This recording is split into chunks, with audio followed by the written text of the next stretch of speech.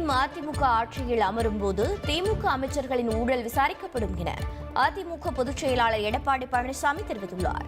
திருவண்ணாமலை மாவட்டம் கீழ்பெண்ணாத்தூர் காவல் நிலையம் அருகே கூடியிருந்த மக்களிடம் உரையாற்றிய அவர், திமுக ஆட்சியில் ஊழல் அதிகரித்து விட்டதாகவும் பல அமைச்சர்கள் அமலாக்கத்துறை சோதனையில் இறங்குமோ என்ற அச்சத்தில் உள்ளதாகவும் கூறியுள்ளார்.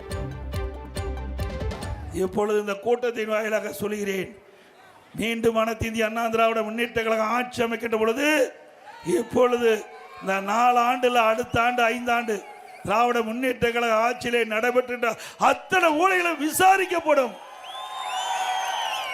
அப்படி விசாரிக்கின்ற பொழுது அதில் இருக்கிற முக்கால்வாசி அமைச்சர்கள் எங்க இருக்கணுமோ அங்க இருப்பாங்க. முக்கால்வாசி எம்எல்ஏ, அதில் இருக்கிற 3/4 பங்கு எம்எல்ஏ பத்திரமா இருப்பாங்க. இருக்க வேண்டிய இடத்துல பத்திரமா இருப்பாங்க. அவ்வளவு ஊழல் செஞ்சிட்டு இருக்கிறாங்க. எல்லா துறையிலும் ஊழல், ஊழல் இல்லாத துறையே கிடையாது. அப்படி ஊழல் செய்கின்ற ஆட்சி தொடர வேண்டுமா? நாம சொல்லல, மத்திய அரசாங்கம், அமலாக்கத்துறை மத்திய அரசாங்கம் கட்டுப்பாட்டுலாம் இருக்குது.